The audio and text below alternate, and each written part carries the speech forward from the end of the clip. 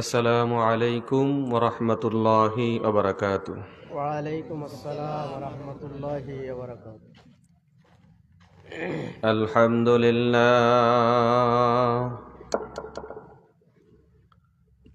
আলহামদুলিল্লাহি রাব্বিল আলামিন আল্লাযী আল্লামাল ইনসানা মা লাম ইয়ালাম।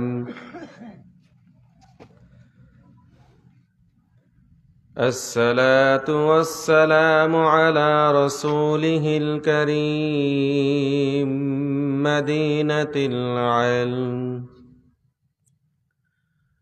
وعلى أساسها الهجرة أبي بكر الصديق رضي الله عنه،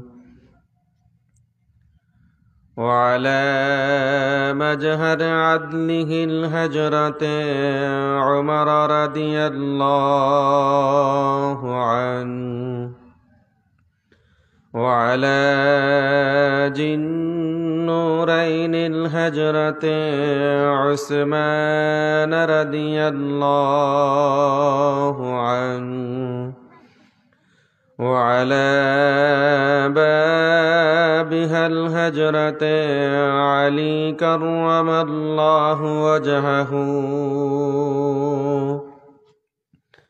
وعلى آله وصحابه وأولاده وأزواجه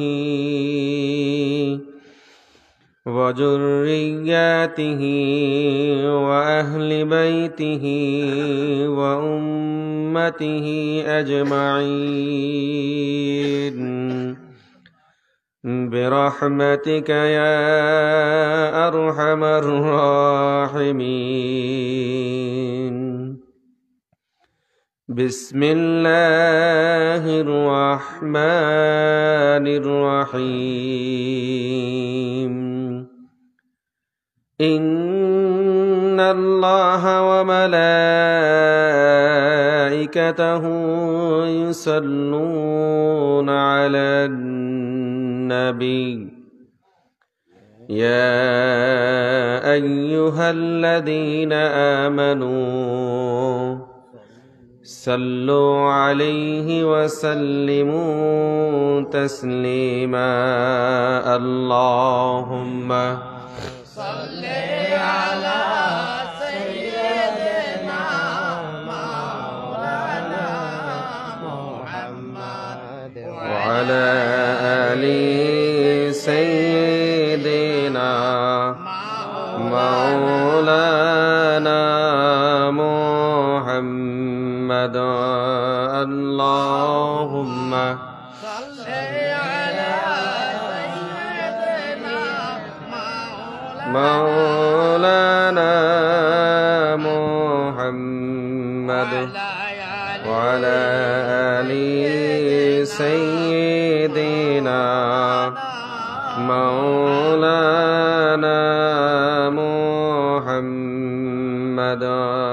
اللهم صل على سيدنا مولانا محمد وعلى آل سيدنا مولانا محمد. اللهم صل على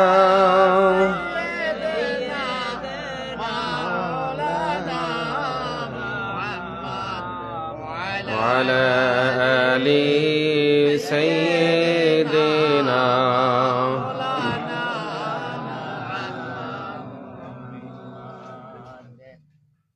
আল্লাহ পাকের লাখো কোটি শুকরিয়া যে আল্লাহ আমাদের সকলকে শত ব্যস্ততার মাঝে বিভিন্ন সাংসারিক কাজ থেকে আল্লাহ তাআলা আমাদের সকলকে আজকের এই পবিত্র মাহফিলে এসে একত্রিত হওয়ার তৌফিক দান করেছেন। এজন্য আমরা সকলে বলি আলহামদুলিল্লাহ। লক্ষ কোটি দুরূদ সালাম পেশ করছি আল্লাহর সৃষ্টির প্রধান আকর্ষণ, এ বিশ্বসভার সভাপতি,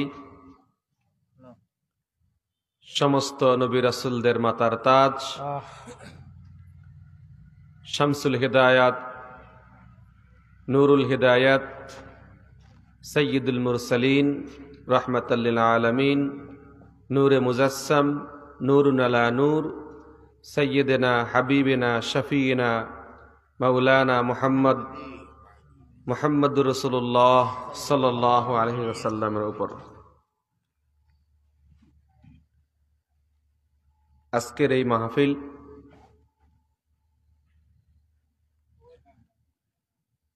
উপমহাদেশের যাকে বলা হয় হাদিয়ে বাঙ্গাল, কি বলা হয়? হাদিয়ে বাঙ্গাল। উপমহাদেশের হাদিয়ে বাঙ্গাল হযরত শাহ কারামত আলী জৌনপুরী রহমতুল্লাহ আলাইহির স্মরণে মিলাদ এবং দোয়ার মাহফিল। যেহেতু হযরত শাহ কারামত আলী রহমতুল্লাহ আলাইহির ইসালে সওয়াব উপলক্ষে মিলাদ মাহফিল, আমরা প্রথমে একটু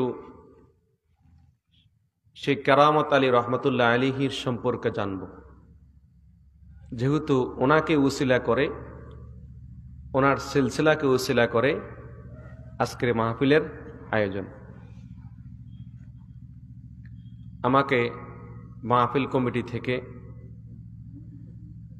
আরো 2 থেকে 3টা বিষয় আমাকে বয়ান করার জন্য অনুরোধ করেছেন। যেহেতু 2 থেকে 3-4টা বিষয় আমাকে বয়ান করতে হবে, তাই আমাকে একটু সংক্ষিপ্তভাবে বয়ান করতে হবে। একটা বিষয় হলে একটা কথা ছিল, এখন আমাকে কমিটির অনুরোধ হলো 2 থেকে 3টা বিষয় বয়ান করার জন্য। তো একটা বিষয়ে যদি আমি সময় অনেক দিয়ে ফেলি তাহলে আমার 2 থেকে 3টা বিষয় সময় কমে যাবে। তা আমি সংক্ষিপ্তভাবে সর্বপ্রথমে শাহ কারামত আলী জৌনপুরী রহমতুল্লাহ আলাইহির সংক্ষিপ্ত একটু জীবনী আলোচনা করব। হযরত শাহ কারামত আলী জৌনপুরী রহমতুল্লাহ আলাইহি জন্মগ্রহণ করেছেন 1800 খ্রিস্টাব্দে। কত খ্রিস্টাব্দে? 1800 খ্রিস্টাব্দের জৌনপুর শহরে, ভারত। কোথায়? ভারতের জৌনপুর শহরে মোল্লাটলা গ্রামে তিনি জন্মগ্রহণ করেছেন। এলাকার নাম জৌনপুর, এই জন্য ওনাকে জৌনপুরি বলা হয়। যেহেতু এলাকাটার নাম কি? জৌনপুর, এই জন্য ওনাকে কি বলা হয়? জৌনপুর নাম বলা হয়। 1800 খ্রিস্টাব্দে তিনি জৌনপুর শহরে কোথায় জন্মগ্রহণ করেছেন? ওনার বাবার নাম হলো আবু ইব্রাহিম শেখ ইমাম বক্স রহমতুল্লাহ আলাইহি। জৌনপুরী রহমতুল্লাহ আলাইহির ওনার আসল নাম ছিল মোহাম্মদ আলী। কি ছিল? মোহাম্মদ আলী। ওনার প্রকৃত যেটা নাম বাবা মা দিয়েছেন সে নামটা হলো কি? মোহাম্মদ আলী। তো তাহলে আমরা কেরামত আলী বলি কেন? প্রশ্ন জায়গা না? নাম তো হলো মোহাম্মদ আলী। কি? মোহাম্মদ আলী। আমরা কেরামত আলী বলি কেন? কেরামত আলী বলি আমরা এই জন্য বলি, যার অসংখ্য অগণিত কেরামত প্রকাশ পেয়েছে, যার অসংখ্য অগণিত কেরামত প্রকাশ পেয়েছে বিদায় মোহাম্মদ আলী আর কেউ নাম দিয়ে ডাকে না। মোহাম্মদ আলী থেকে এবার সবাইকে কি বলে? কেরামত আলী।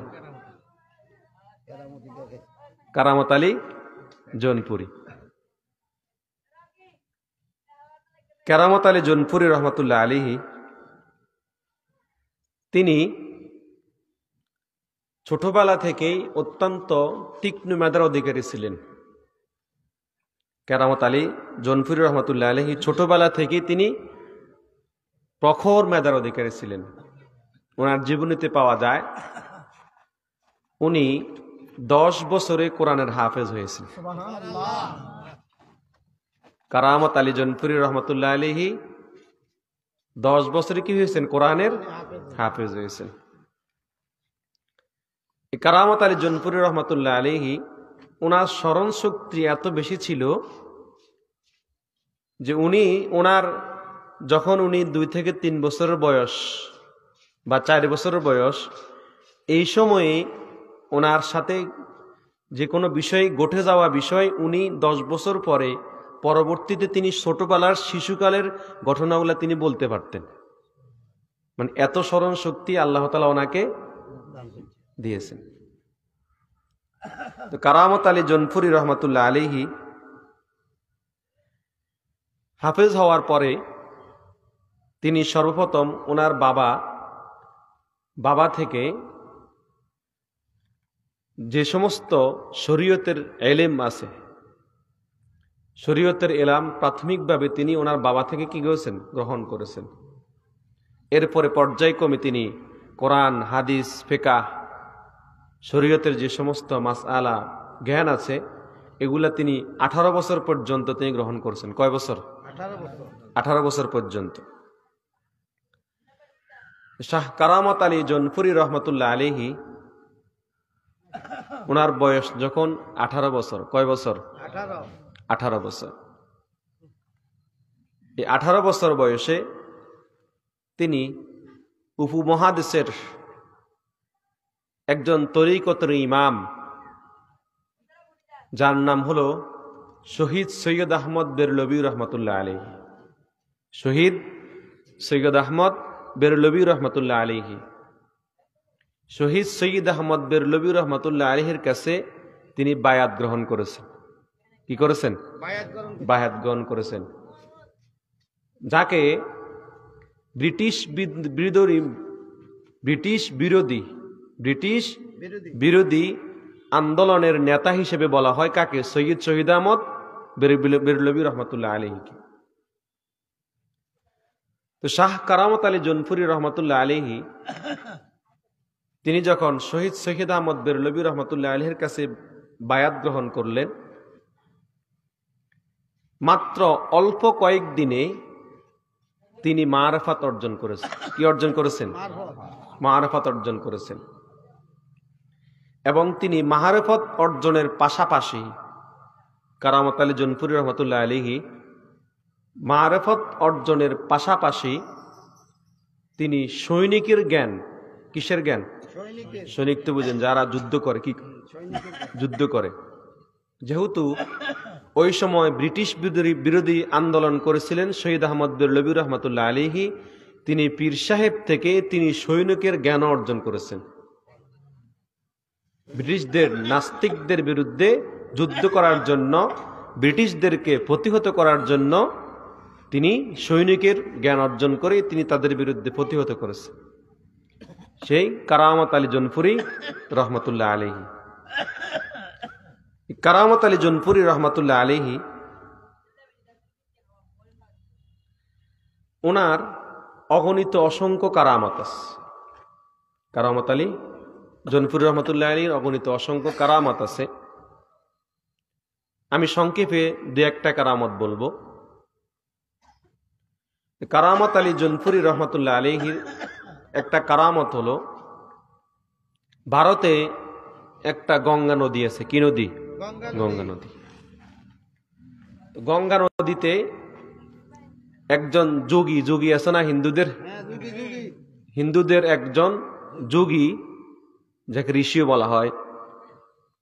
তো ওরা তো বিধর্মী, ওদের তো আর কারামত নাই, ওদের কাছে আছে ইস্তেদ্রাজ। কি আছে? ইস্তেদ্রাজ। ইস্তেদ্রাজটা হলো ভেলকিবাজি, মেসমেরিজম, ভেলকিবাজি। জাদু টোনার মাধ্যমে মানুষের চোখের মধ্যে তাহারা দাঁদা লাগাই দেয়। কি লাগাই দেয়? দাদায় লাগাই দেয়, যেটাকে ইস্তেদ্রাজ বলা হয়। তো এই ইস্তেদ্রাজের মাধ্যমে ওই হিন্দু যোগী ঋষি সবসময় গঙ্গা নদী পার হতো। কি হইতো? কিন্তু সে পার হইতো না, কিন্তু ওই মানুষের চোখের মধ্যে সে এমন একটা মেসমেরিজম, ভেলকিবাজি সে চোখের মধ্যে ধাঁধা লাগাইয়া দেয়, মানুষ মনে করে যে আসলে সে কি নদী পার হয়ে যায়, কিন্তু আসলে সে নদী পার হইতো না।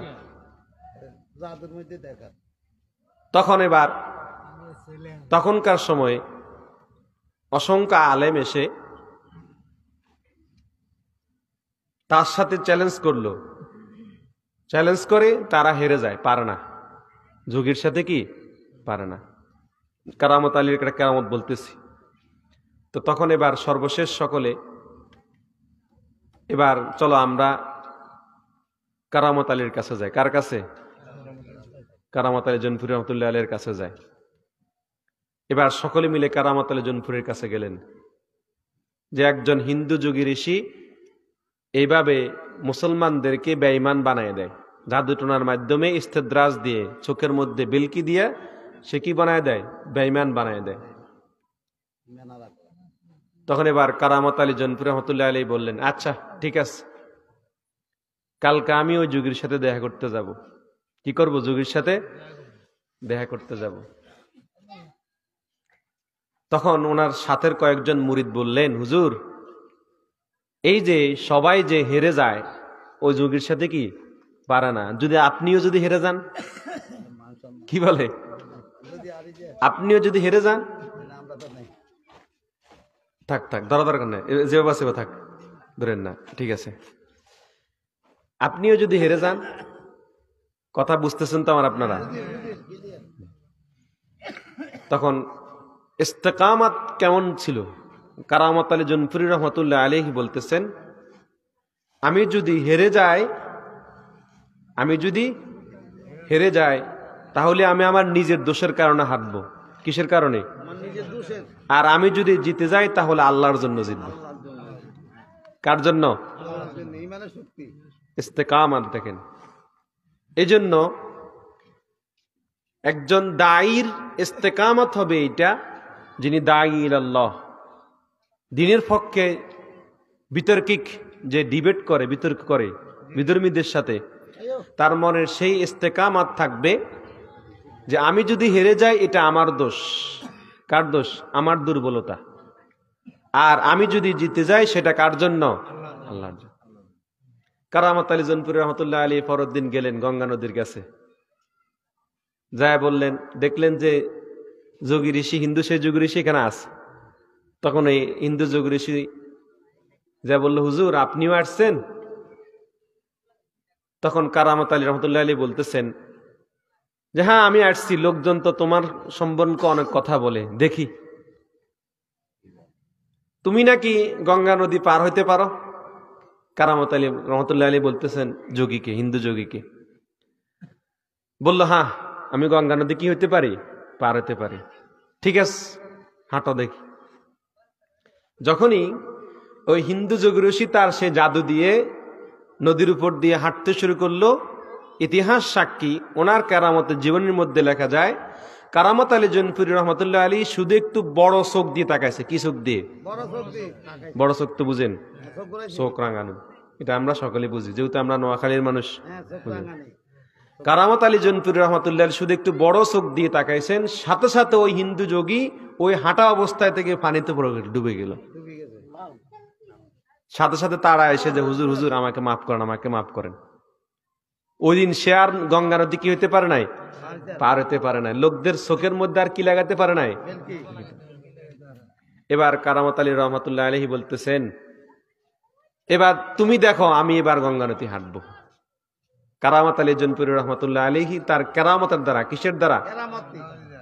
এই কেরামতটা ওনার নিজের দেওয়া, নিজের গুণ নাকি আল্লাহর দেওয়া? কার উসিলায়? নবীর উসিলায়। কার উসিলায়? নবীর উসিলায়। কোন আল্লাহর ওলি কারামত যে জাহির করে এটা তার নিজের ক্ষমতা না, হক্কানি আল্লাহর ওলিদের কাছ থেকে আল্লাহ তাআলা কারামত কি করেন? জাহির করেন। নবীদের ক্ষেত্রে কোন অস্বাভাবিক যখন ঘটনা হয়ে যায় সেটাকে বলে মুআজিজা। কি বলে? মুআজিজা। আর ওলিদের ক্ষেত্রে যখন কোনো অস্বাভাবিক ঘটনা ঘটে যায় সেটাকে বলে কি? কারামত। আর কেউ যদি মুজিজা যদি অস্বীকার করে, কি করে? তাহলে সেই সাথে সাথে বেঈমান হয়ে যাবে। কি হয়ে যাবে? আর কেউ যদি কারামত অস্বীকার করে তাহলে তার ঈমান চলে যাওয়ার সম্ভাবনা আছে। কথা বুঝেছেন? কারামতে আউলিয়া ও হাক্কুন, ফতুয়ার কিতাবে লেখা আছে ওলিদের কারামত সত্য। ওলিদের কারামত কি? সত্য। আরেকটি ফতুয়ার মধ্যে আসছে কারামতে আউলিয়া হাক্কুন বাকিয়াতুন বাদা মাউতিহ, এবং ওলিদের কারামত তাদের ইন্তেকালের পরও সেই কারামত জারি থাকে। তাদের কারামত জারি থাকে মানে কি? তাদের দ্বিগুণ পাওয়ার আল্লাহ তাআলা তাদেরকে আরো বেশি দিয়ে দেন। কথা বুঝেছেন? কারামতের ঘটনা কোরআন শরীফও আছে। কারামতের ঘটনা কোথায় আছে? কোরআন শরীফের মধ্যে আছে। ওদিকে আমরা যাব না, লম্বা ঘটনা হয়ে যাবে। তবে আপনি ওলিদের কারামতকে অবিশ্বাস করতে পারবেন না। কথা বুঝেছেন এখন? তো কারামত আলী জৌনপুরী রহমাতুল্লাহ আলাইহি আল্লাহর দেওয়া সেই ক্ষমতার কারণে তিনি এবার গঙ্গা নদী এক পাশ থেকে এক পাশ পাড়িয়ে আবার পুনরায় কুলে চলে আসলেন। তখনই সাথে সাথে সকলে নারায়ে তাকবীর আল্লাহু আকবার ধ্বনিত করে ভারতবর্ষ কেঁপে উঠেছে। সাথে সাথে ওই সময় হিন্দু যোগী এবং অসংখ্য হিন্দুরা এসে সাথে সাথে এসে মুসলমান হয়ে গেল। কার কাছে?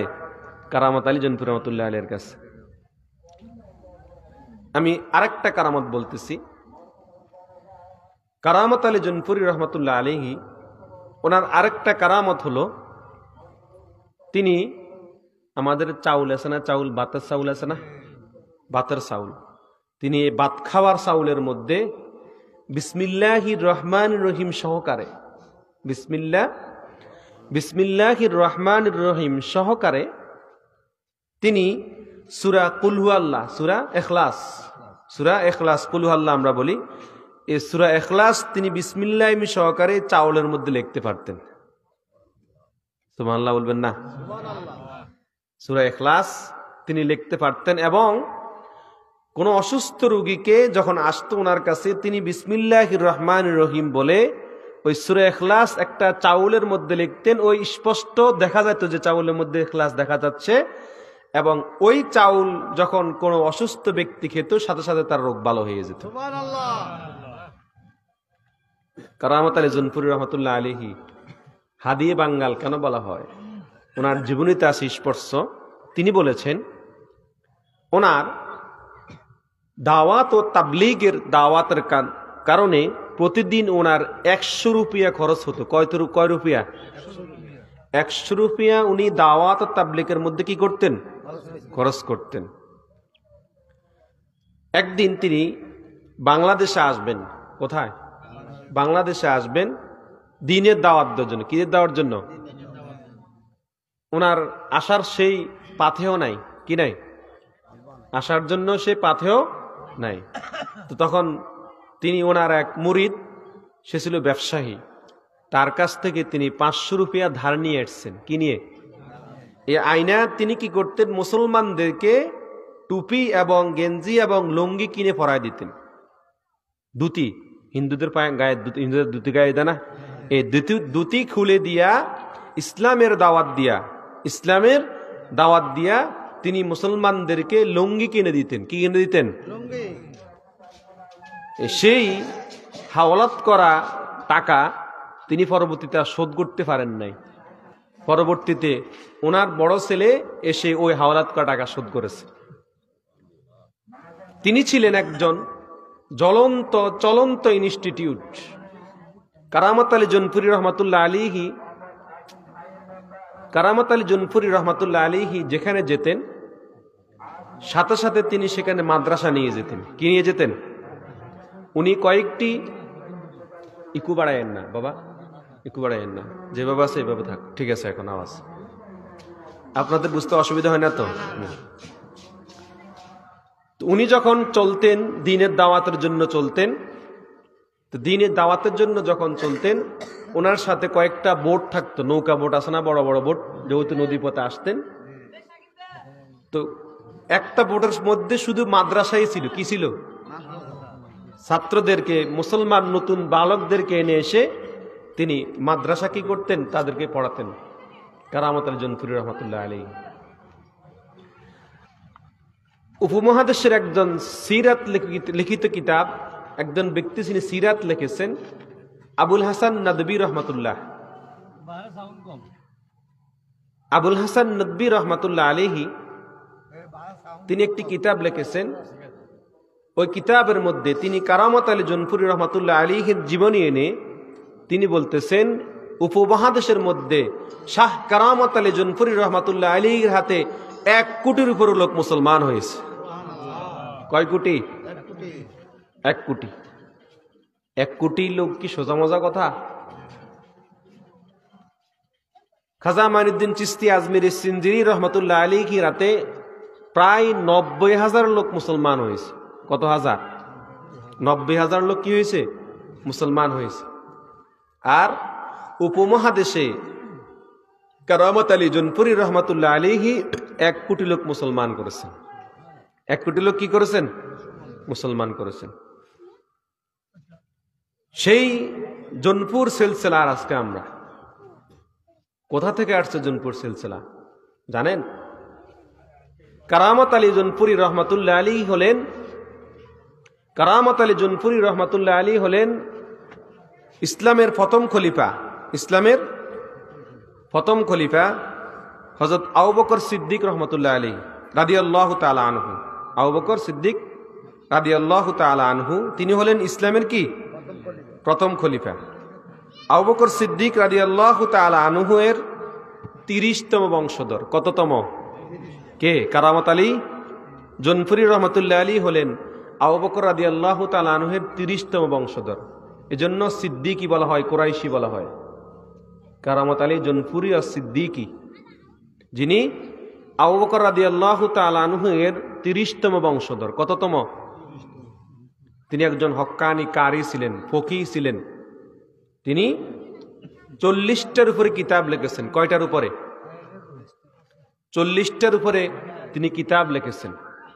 কারামত আলী জৌনপুরী রহমতুল্লাহ আলাইহি তিনি 40টার উপরে কি লিখেছেন?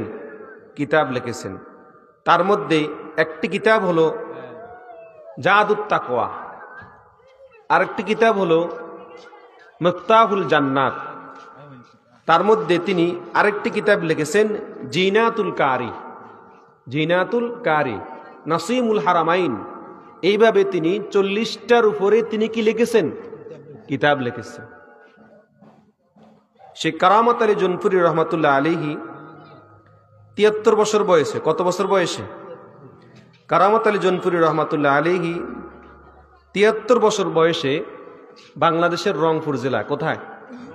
রংপুর জেলায় 1873 খ্রিস্টাব্দে, 1873 খ্রিস্টাব্দে কারামত আলী জৌনপুরী রহমতুল্লাহ আলাইহি রংপুরের মুন্সিপাড়ার মধ্যে, মুন্সিপাড়া গ্রামের মধ্যে এসে সেখানে তিনি ইন্তেকাল করেছেন। সেখানে তিনি কি করেছেন? ইন্তেকাল করেছেন। তিনি বায়াত করেছেন কারাতে? শহীদ সৈয়দ আহমদ বেরলভী রহমতুল্লাহ আলাইহির হাতে। শহীদ সৈয়দ আহমদ বেরলভী রহমতুল্লাহ আলাইহির প্রধান খলিফা হলেন কারামত আলী জৌনপুরী রহমতুল্লাহ আলাইহি। শহীদ সৈয়দ আহমদ বেরলভী রহমতুল্লাহ আলাইহির প্রধান খলিফা হলেন কে? কারামত আলী জৌনপুরী রহমতুল্লাহ আলাইহি। এই কারামত আলী জৌনপুরী রহমতুল্লাহ আলাইহি তিনি বাংলাদেশ সহকারে উপমহাদেশে তিনি 51 বছর দিনের দাওয়াত দিয়েছেন। সুবহানাল্লাহ বলবেন না? কত বছর? 51 বছর দিনের দাওয়াত দিয়েছেন। আমাদের নোয়াখালীতেও তিনি এসেছেন। নোয়াখালীতে তিনি এসে বিবাহ করেছেন। কি করেছেন? বিবাহ করেছেন। সেই কারামত আলী জৌনপুরী রহমতুল্লাহ আলাইহি নোয়াখালীতে এসে যে বিবাহ করেছেন, ওই ঘরের 2য় নাম্বার সাহেবজাদা হলেন শাহ আব্দুল্লাহ রহমতুল্লাহ আলী। কে? শাহ আব্দুল্লাহ সিদ্দিক আল কুরাইশি জৌনপুরি। লক্ষ্মীপুরের শাহ আব্দুল্লাহ দরবার শরীফ চিনেন তো? আমি ওই দরবারে গিয়েছি। শাহ আব্দুল্লাহ রহমতুল্লাহ আলী হলেন সে কারামত আলী জৌনপুরি। বাবা আগেরটা ভালো ছিল, আওয়াজটা বেশি হয়ে গেছে মনে হয়। ইকুটা তাহলে কমাই দেন, ইকুটা কমাই দেন, ইকুটা বাড়াইন না। কারামত আলী জৌনপুরি রহমতুল্লাহ আলী যে নোহাখালীতে যে বিবাহটা করেছেন, ওই ঘরের দ্বিতীয় সন্তান হলেন কে? শাহ আব্দুল্লাহ রহমতুল্লাহ আলাইহি, যার অসংখ্য অগণিত কেরামত আপনাদের অশ্ব দিয়ে হয়েছে। কোথায়? অস্বীকার করা যাবে না। এই অশ্ব দিয়াতে যিনি প্রচার করেছেন, দ্বীনের দায়ী হিসেবে এসেছেন, তিনি হলেন শাহ আব্দুল্লাহ রহমতুল্লাহ আলী। তিনি কারামত আলী জৌনপুরি রহমতুল্লাহ আলীর সন্তান। আপনারা কোন জায়গায় আছেন এবার বুঝেন। কথা বুঝেছেন এখন? এই কারামত আলী জৌনপুরি রহমতুল্লাহ আলীহি ইনি হলেন কার? শহীদ শহীদ আহমদ বেরলভী রহমতুল্লাহ আলীহের প্রধান খলিফা। এবার শুনেন, কারামত আলী জৌনপুরি রহমতুল্লাহ আলীহের থেকে জৌনপুর সিলসিলা। কি? জৌনপুর সিলসিলা। শহীদ শহীদ আহমদ বেরলভী রহমতুল্লাহ আলীহের আরেকজন খলিফা হলেন সুফি নূর মোহাম্মদ নিজামপুরি জাঞ্জাবি রহমতুল্লাহ আলী, যাকে গাজী বালাকোট বলা হয়। কি বলা হয়?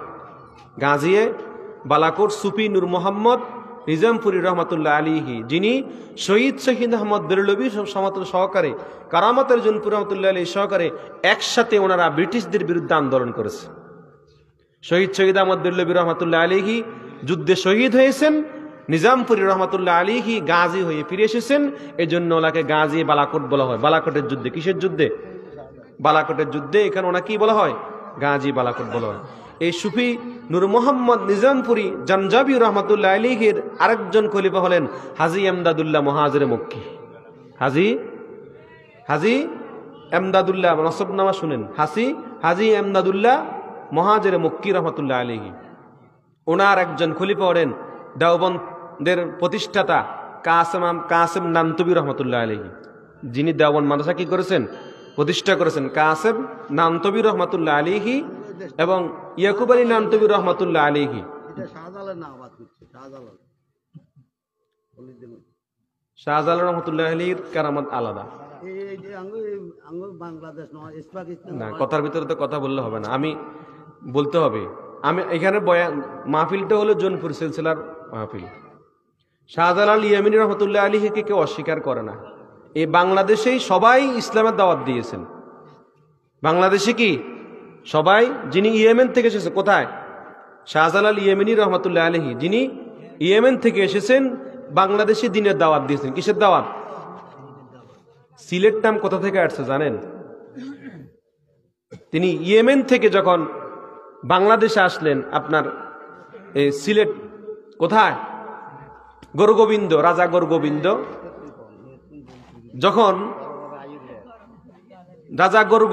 যখন শাহজালাল ইয়ামিনী রহমতুল্লাহ আলীহির আসার কথা নাম শুনল, তখন সিলেটের সুরমা নদী, সিলেটের কি নদী?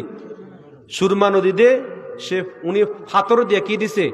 ফাতর দিয়ে এভাবে ব্লক করে দিছে, যাতে শাহজালাল ইয়ামিনী যাতে সিলেটে না ঢুকতে পারে। কথা বুঝেছেন এখন?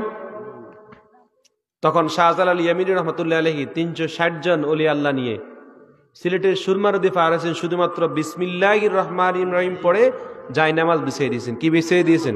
বাবা এগুলো আমরা জানি, আমরা অস্বীকার করি না।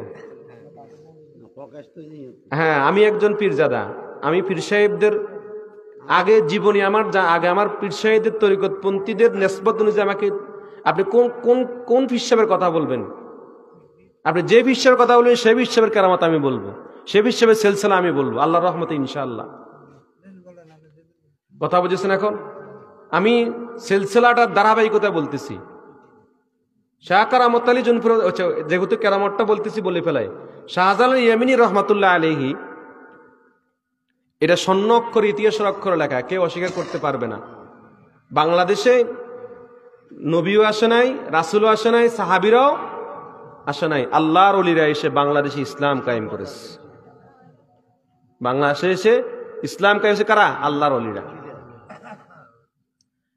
তো তিনি এসে সুরমা নদী পার হলেন কি বিসমিল্লাহির রহমানির পরে জায়নামাজ পরে কি সুরমা নদী পার হয়ে আসছেন, সিলেট ঢুকবেন। আসে দেখে যে পাথর দিয়ে কি ব্লক করা। তখন তিনি ইয়েমেনি ভাষায় বললেন সিলহট। কি বললেন? সিলহট। হে পাথর তুমি কি যাও, সরে যাও, আমাকে জায়গা করে দাও। সেখান থেকে সিলেট, সেখান থেকে কি সিলেট না। কথা বুঝেছেন এখন? তো যে কথাটা বলতে চাচ্ছিলাম, শাহ কারামত আলী জৌনপুরি রহমতুল্লাহ আলাইহি, ওনারই একজন পীর ভাই হলেন সুফি নূর মোহাম্মদ নিজামপুরি রহমতুল্লাহ আলাইহি। সুফি নূর মোহাম্মদ নিজামপুরি রহমতুল্লাহ আলাইহির খলিফা হলেন হাজী আমদাদুল্লাহ মুহাজির মক্কি, যেটাকে আমরা দেওবন্দ সিলসিলা বলি। কি সিলসিলা বলি? দেওবন্দ, দেওবন্দ সিলসিলা। দেওবন্দ মাদ্রাসা প্রতিষ্ঠা করেছেন কাসেম নানুতুবি রহমতুল্লাহ আলাইহি। এই কাসেম নানুতুবি রহমতুল্লাহ আলাইহির পীর হলেন হাজী আমদাদুল্লাহ মুহাজির মক্কি। আমরা কিন্তু গোড়াতে সকলে এক। দেওবন্দ বলেন, আলিয়া বলেন, যে যা কিছু বলেন না কেন, উপমহাদেশে আমাদের গোড়া একটা। শহীদ সৈয়দ আহমদ বেরলভী রহমতুল্লাহ আলী থেকে সবাই, শহীদ সৈয়দ আহমদ বেরলভী রহমতুল্লাহ আলী থেকে শাহ কারামত আলী জৌনপুরি রহমতুল্লাহ আলী কেরামতিয়া। এই যে বাংলাদেশে অসংখ্য কেরামতিয়া মাদ্রাসা দেখেন না, কারা প্রতিষ্ঠা করেছেন? শাহ কারামত আলী জৌনপুরি রহমতুল্লাহ আলী প্রতিষ্ঠা করেছেন। আবার আসেন বাংলাদেশে আপনার রাব্বানিয়া যে মাদ্রাসাগুলো আছে, আব্দুর রব জৌনপুরি রহমতুল্লাহ আলাইহি, তিনি ফুরফুরা আব্দুর রব জৌনপুরি রহমতুল্লাহ আলাইহি, তিনি রব্বানিয়া মাদ্রাসা কি করেছেন? প্রতিষ্ঠা করে গেছেন। আমাদের রামগদিতে একটা রব্বানিয়া মাদ্রাসা আছে। কথা বুঝেছেন এখন? তো যে কথা বলতে চাচ্ছিলাম, সৈয়দ শহীদ আহমদ বেরলভী রহমতুল্লাহ আলাইহির একজন খলিফা হলেন সুফি নূর মোহাম্মদ নিজামপুরি রহমতুল্লাহ আলাইহি। ওনার খলিফা হলেন কে? হাজী আমদাদুল্লাহ মুহাজির মক্কি। ওনার খলিফা হলেন কাসেম নানুতুবি এবং ইয়াকুব আলী নানুতুবি। ওনারাই দেওবন্দ মাদ্রাসা কি করেছেন? প্রতিষ্ঠা করেছেন। তাওরানি দেওবন্দের মূল হলেন কে? শহীদ আহমদ বেরলভী রহমতুল্লাহ আলাইহি, কে দেওবন্দের মূল। তো আজকে যে আমাদের সাথে দেওবন্দের সাথে এই যে বিরোধটা কেন? না জেনে আমরা বিরোধ করি। আমরা কি না জেনে ইতিহাসটা সিলসিলাটা আমরা না জেনে কি করি? বিরোধ করি। অথচ আমরা গোড়ায় কিন্তু কি এক, গোড়ায় আমরা কি এক। তারপর এবার আমাদের যে সিলসিলাটা, সুফি নূর মোহাম্মদ নিজামপুরি রহমতুল্লাহ আলাইহির অন্যতম একজন খলিফা হলেন সুফি ফতেহ আলী ওয়াইসি রহমতুল্লাহ আলাইহি। সুফি ফতেহ আলী ওয়াইসি রহমতুল্লাহ আলাইহি, সুফি ফতেহ আলী ওয়াইসি রহমতুল্লাহ আলাইহির অন্যতম একজন খলিফা হলেন ফুরফুরার আবু বকর সিদ্দিকী ফুরফুরাবি রহমতুল্লাহ আলাইহি। ফুরফুরার আবু বকর সিদ্দিকী ফুরফুরাবি রহমতুল্লাহ আলাইহি। ও কার থেকে? শহীদ আহমদ বেরলভী রহমতুল্লাহ আলাইহি থেকে। এই সুফি নূর মোহাম্মদ নিজামপুরি রহমতুল্লাহ আলাইহি, তারপরে যে আপনার এই শাহ কারামত আলী জৌনপুরি রহমতুল্লাহ, ওনারা দুজন হলেন পীর ভাই। ওনারা কি দুইজন? একই পীরের মুরিদ, একই পীরের মুরিদ। জৌনপুর সিলসিলা কারামত আলী রহমতুল্লাহ থেকে। আর ফুরফুরা সিলসিলা কোথায়? আমাদের কথা বলতেছি। ফুরফুরা সিলসিলা ওই যে ওনার পীর ভাই নিজামপুরি রহমতুল্লাহ আলাইহি। নিজামপুরি রহমতুল্লাহ আলাইহি খলিফা হলেন সুফি ফতেহ আলী ওয়াইসি রহমতুল্লাহ আলাইহি। সুফি ফতেহ আলী ওয়াইসি রহমতুল্লাহ আলাইহির খলিফা হলেন আবু বকর সিদ্দিকী ফুরফুরাবি, ফুরফুরা সিলসিলা আবু বকর সিদ্দিকী ফুরফুরাবি রহমতুল্লাহ আলাইহি। তারপর আবু বকর সিদ্দিকী ফুরফুরাবি রহমতুল্লাহ আলাইহি নেসার শাহ আলাইহি রহমতুল্লাহ আলাইহি, যেটাকে আমরা সারসিনা পীর সাহেব কেবলা, এই ফুরফুরা বলেন, তারপরে সারসিনা বলেন, জৌনপুর বলেন, সব কিছুর মূল গোড়া হলো শহীদ আহমদ বেরলভী রহমতুল্লাহ আলাইহি থেকে এসে। কথা বুঝেছেন এখন?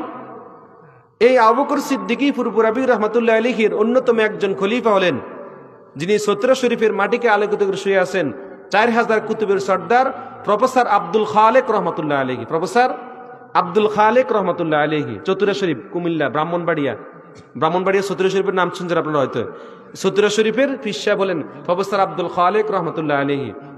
প্রফেসর আব্দুল খালেক রহমতুল্লাহ আলাইহির খলিফা হলেন, প্রফেসর আব্দুল খালেক রহমতুল্লাহ আলাইহি খলিফা হলেন আহমদিয়া তরিকার ইমাম শেখ বুরহানুদ্দিন ওয়াইসি রহমতুল্লাহ আলাইহি, যেটা চাঁদপুর। কোথায়?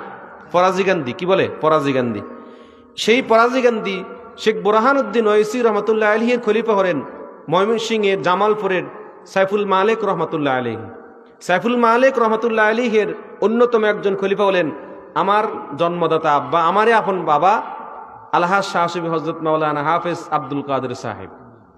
এই হলো আমাদের সিলসিলার ধারাবাহিকতা।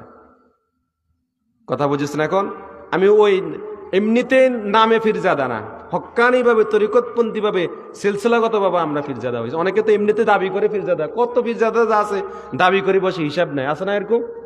কিন্তু আপনি যদি বায়াতের ধারাবাহিকতা জিজ্ঞাসা করেন বলতে পারবে না। সিলসিলার যে ধারাবাহিকতা এটা কি বলতে পারবে না। কিন্তু এমনি অনেক ফিরজাদারা আছে স্টেজ দখল করে বসে থাকে, আছে না? এরকম অনেক আছে। কিন্তু বায়াতের আপনি বলেন কিছু বলতে পারবে না।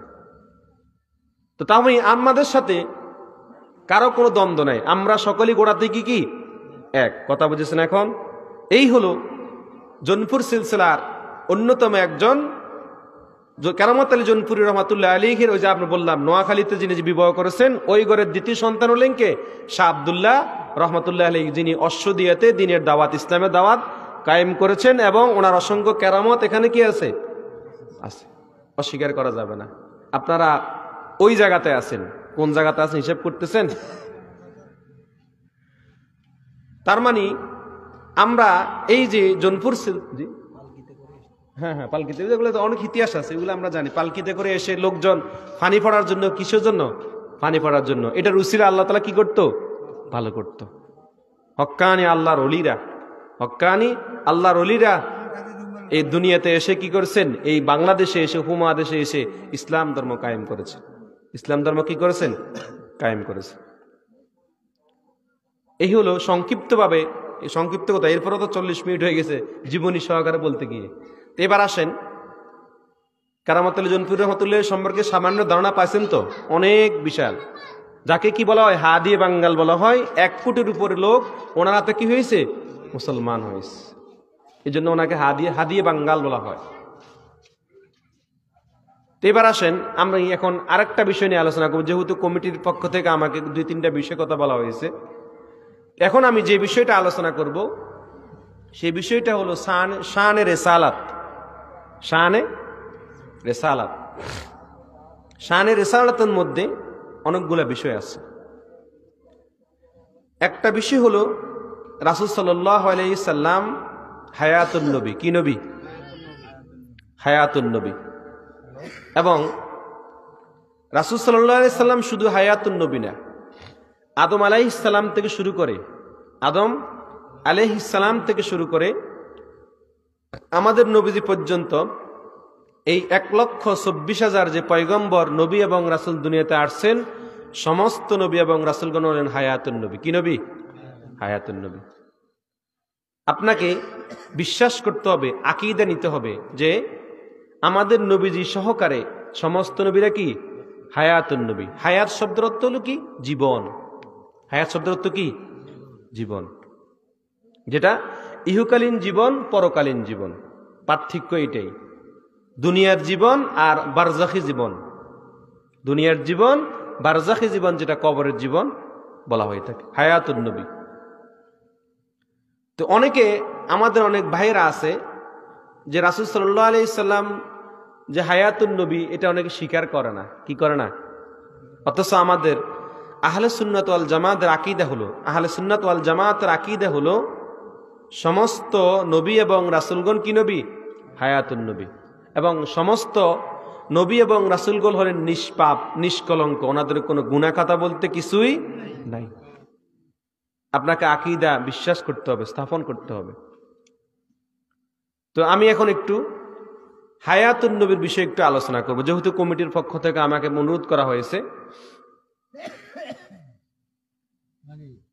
আল্লাহ তাআলা পবিত্র কোরআন মাজিদে সূরা আল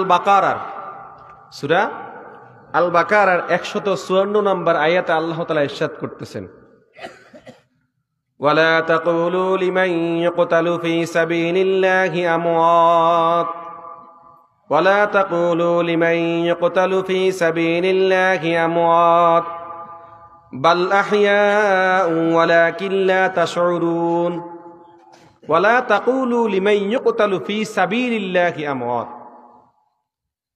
যাহারা আল্লাহর রাস্তায় মৃত্যুবরণ করেছে। কি বরণ করেছে? ইন্তেকাল করেছে। ওয়ালা তাকুলু লিমান ইউকতালু ফি সাবিলিল্লাহি আমওয়াত, যাহারা আল্লাহর রাস্তায় কি করেছে? মৃত্যুবরণ করেছে, ইন্তেকাল করেছে। বাল আহইয়াউন ফি সাবিলিল্লাহি আমওয়াত, তোমরা তাদেরকে মৃত বলিও না। ওয়ালা তাকুলু লিমান ইউকতালু, তোমরা তাদেরকে কি বলিও না? মৃত বলিও না। বাল আহইয়াউন, বরঞ্চ তাহারা কি? জীবিত। বাল আহইয়াউন, বরঞ্চ তারা কি? জীবিত। ওয়ালাকিন লা তাশউরুন, অথচ সেটা তোমরা উপলব্ধি করতে পারো না। তো এখানে আল্লাহ তাআলা এই আয়াতে শহীদদেরকে বলছেন তোমরা তাদেরকে কি বলিও না? মৃত বলিও না। যাহারা শহীদ, যাহারা কি? যাহারা শহীদ ইসলামের জন্য, কিসের জন্য? ইসলাম ধর্মের জন্য কি দিয়েছে? শহীদ হয়েছে, জীবন দিয়েছে, তাদেরকে আল্লাহ তাআলা বলছেন তোমরা তাদেরকে কি বলিও না? মৃত বলিও না, বরং তাহারা কি? জীবিত। তাহারা জীবিত। এ প্রসঙ্গে আল্লাহ তাআলা কোরআনের আরেকটি আয়াতে তিনি বলতেছেন, সূরা আলে ইমরানের 169 নম্বর আয়াত। সূরা আলে ইমরানের 169 নম্বর আয়াতে আল্লাহ তাআলা বলতেছেন, ওয়ালা তাহসাবান্নাল্লাযীনা কুতিলু ফি সাবিলিল্লাহি আমওয়াত, যে যাহারা আল্লাহর রাস্তায় ইন্তেকাল করেছে তাদেরকে তোমরা কি বলিও না? মৃত বলিও না। বাল আহইয়াউন, বরঞ্চ তারা কি? জীবিত। ইনদা রাব্বিহিম ইরযাকুন, তাহারা তাহাদের রবের কাছ থেকে রিজিক প্রাপ্ত হয়ে থাকে। সুবহানাল্লাহ, কি হয়ে থাকে? রিজিক প্রাপ্ত হয়ে থাকে। বাল আহইয়াউন ইনদা রাব্বিহিম ইরযাকুন, এখানেও আল্লাহ তাআলা শহীদদের কথা বলেছেন। কাদের কথা? শহীদদের কথা। তো এবার দেখেন, যেখানে আল্লাহ তাআলা শহীদদের কথা বলেছেন যে তোমরা তাদেরকে কি বলিও না? মৃত বলিও না, তাহারা কি? জীবিত। এবং তাহারা পরকালীন জগতে, কবরের মধ্যে, বারজাখী জগতে তাহারা আল্লাহর কাছ থেকে রিজিক প্রাপ্ত হয়ে থাকে। রিজিক প্রাপ্ত কি? হয়ে থাকে। এবার আসেন কোরআনে আল্লাহ তাআলার পক্ষ থেকে যাহারা নেয়ামত প্রাপ্ত হয়েছেন, কি প্রাপ্ত হয়েছেন? নেয়ামত প্রাপ্ত হয়েছেন, তাদের প্রসঙ্গে আল্লাহ তাআলা কোরআন শরীফের মধ্যে বলতেছেন, কি বলতেছেন? সূরা আন-নিসার 69 নম্বর আয়াত। সূরা আন-নিসার 69 নম্বর আয়াতে আল্লাহ তাআলা বলতেছেন, ومن يطع الله والرسول فأولئك مع الذين أنعم الله عليهم من النبيين والصديقين والشهداء والصالحين وحسن أولئك رفيقا ومن يطع الله والرسول, তোমরা আল্লাহ তাআলার ইতাআত করো। কি করো? আনুগত্য করো। ওমান ইউতিউল্লাহ, আল্লাহ তাআলা কি করো?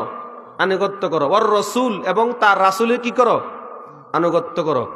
ফাউলাইকা মাআল্লাযীনা আনআমাল্লাহু আলাইহিম, আল্লাহ তাআলা বলতেছেন যে যাদের প্রতি আল্লাহ তাআলা নেয়ামত দান করেছেন। কি দান করেছেন?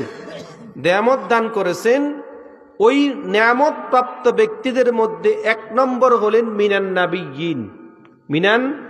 নাবিয়্যিন, 2 নম্বর হলেন সিদ্দিক, 2 নম্বর হলেন কে? সিদ্দিক। 3 নম্বর হলেন শহীদ, অশুহাদা, 3 নম্বর শহীদ। 4 নম্বর হলেন সালিহিন তথা ওলি আল্লাহরা। কি? ওলি আল্লাহ। তো যেখানে আল্লাহ তাআলা শহীদদেরকে বলেছেন তোমরা কি বলিও না? তাদেরকে মৃত বলিও না। আর সেখানে নেয়ামত প্রাপ্ত ব্যক্তিদের মধ্যে 1 নম্বর হলেন নবী। 1 নম্বর হলেন কে?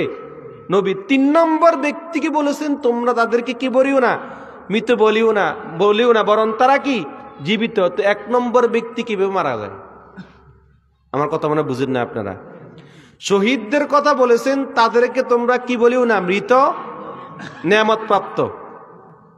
3 নম্বর ব্যক্তিকে তোমরা মৃত বলিও না। তাহলে আপনার যুক্তিতে কেমনে আসে 1 নম্বর ব্যক্তি মৃত? সে 1 নম্বর ব্যক্তিরা কারা? নবী।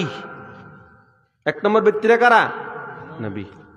মিনান নবী আনআমাল্লাহু আলাইহিম মিনান নাবিয়্যিন ওয়াস-সিদ্দীকিন ওয়াশ-শুহাদাই ওয়াস-সালিহিন। তার মানে আল্লাহ তাআলার কাছ থেকে যাহারা নেয়ামত প্রাপ্ত ব্যক্তি তাদের মধ্যে 1 নম্বর হলেন কারা? নবী। 3 নম্বর ব্যক্তিকে যদি মৃত বলা না যায় তাহলে 1 নম্বর ব্যক্তিও মৃত বলা যাবে না।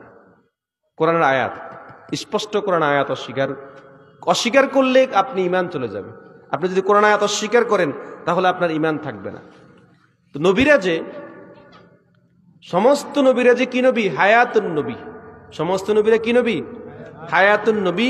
এটা স্পষ্ট কি কোরআনের আয়াত দ্বারা কি প্রমাণিত। এবার আসেন আমি আপনাদের সম্মুখে আরেকটা কোরআন আয়াত বলবো, যে আয়াতটা আল্লাহ তাআলা সূরা বাকারা 269 নম্বর আয়াতে বলতেছেন।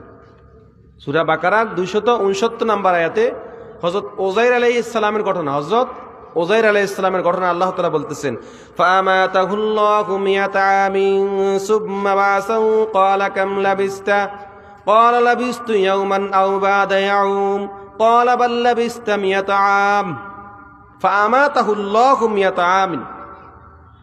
যখন আল্লাহ তাআলা ওযাইর আলাইহিস সালামকে মৃত্যু দিয়ে দিলেন, কি দিয়ে দিলেন? অনেক লম্বা ঘটনা। ওযাইর আলাইহিস সালামের কি হয়েছে? 100 বছর পর ঘটনা শুনছেন না? হযরত নবী ওযাইর আলাইহিস সালাম 100 বছর পর্যন্ত কি ছিলেন? মৃত ছিলেন দুনিয়াতে। 100 বছর পর্যন্ত কি ছিলেন? মৃত ছিলেন। তো আবার আল্লাহ তাআলা 100 বছর পরে নবী ওযাইর আলাইহিস সালামকে আবার কি করলেন? জীবিত করলেন। তো 100 বছর যে তিনি মৃত ছিলেন, ওই যে মাটির মধ্যে ছিলেন, ওই মাটি ওযাইর আলাইহিস সালাম কি স্পর্শ? আল্লাহ তাআলা ওযাইর আলাইহিস সালামকে জিজ্ঞাসা করতেছেন, তুমি যে এই যে মৃত অবস্থায় ছিলা, কয়দিন ছিলা?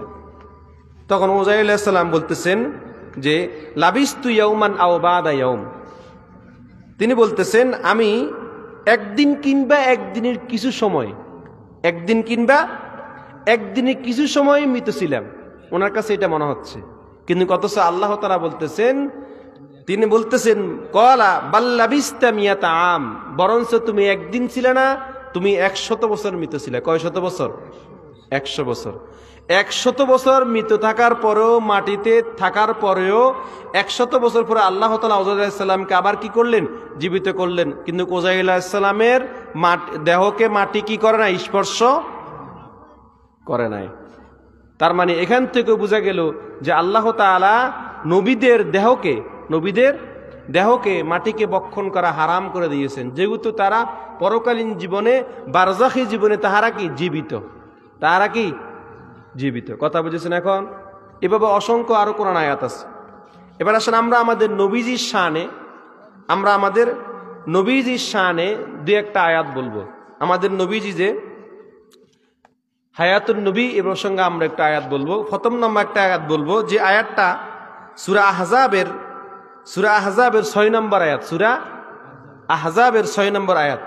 আল্লাহ তাআলা কোরআন মাজিদে ইরশাদ করেছেন, আন-নাবিয়্যু আওলা বিল মুমিনিনা মিন আনফুসিহিম, আন-নাবিয়্যু আওলা বিল মুমিনিনা মিন আনফুসিহিম। যে মুমিনরা, তোমরা শুনে থাকো, আন-নাবিয়্যু আমার নবী, আওলা বিল মুমিনিনা মিন আনফুসিহিম, আমার নবী হলেন মুমিনদের কাছে তাহাদের নিজেদের জানের চাইতেও কি প্রিয়। মুমিনদের জানের চাইতে প্রিয় হলেন কি? আমাদের নবী। মুমিনরা তার নিজের জানের চাইতে, বুখারী শরীফের একটা হাদিসও আছে যে আপনার বাবা মা, ছেলে সন্তান সব কিছুর থেকে, আত্মীয় স্বজন সব কিছু থেকে আপনি নবীকে বেশি ভালোবাসতে হবে। নবীকে কি করতে হবে? ভালোবাসতে হবে। তা না হলে আপনি ঈমানদার হতে পারবেন না। তা আল্লাহ তাআলা বলতেছেন, আন-নাবিয়্যু আওলা বিল মুমিনিনা মিন আনফুসিহিম ওয়া আযওয়াজুহু উম্মাহাতুহুম। আর তাদের নবীর স্ত্রীগণ মুমিনদের আম্মা, মুমিনদের কি আম্মা, মুমিনদের কি মা। রাসূল সাল্লাল্লাহু আলাইহি সাল্লাম হলেন ঈমানদারদের কাছে তাদের জানের চেয়েও কি প্রিয়, এবং নবীর স্ত্রীগণ হলেন আমাদের কি মা। তার মানে এখানে নবীর স্ত্রীদেরকে মায়ের মর্যাদা দেওয়া হয়েছে। কিসের মর্যাদা দেওয়া হয়েছে? তো মাকে বিবাহ করা যাবে না। তার মানে বোঝা গেল রাসূল সাল্লাল্লাহু আলাইহি সাল্লাম হায়াতুন নবী, শুধু ইন্তেকাল হয়েছেন, স্থানান্তরিত হয়েছেন। কি হয়েছেন? স্থানান্তরিত হয়েছেন। আল্লামা কাজী আয়াজ রাহমাতুল্লাহ আলাইহি তিনি বলতেছেন, ফালা মাউতুন ওয়ালা ফাউতুন।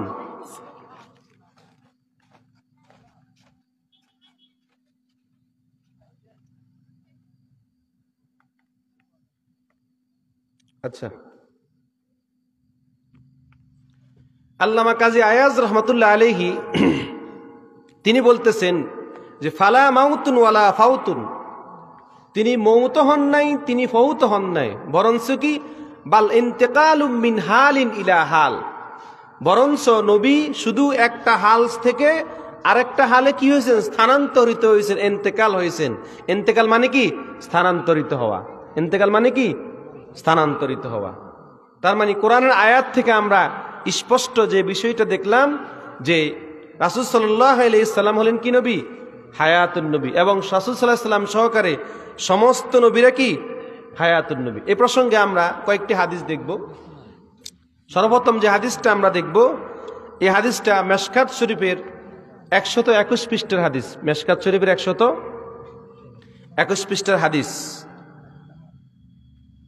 আল্লাহ রাসূল সাল্লাল্লাহু আলাইহি সাল্লাম ইরশাদ করতেছেন যে ইন্নাল্লাহা হাররামা আলাল আরদি, নিশ্চয় নিশ্চয় আল্লাহ তাআলা, ইন্নাল্লাহা হাররামা আলাল আরদি আন তাকুলা আজসাদাল আম্বিয়া, আল্লাহ তাআলা নবীদের দেহকে মাটির জন্য বক্ষণ করাকে হারাম করে দিয়েছেন।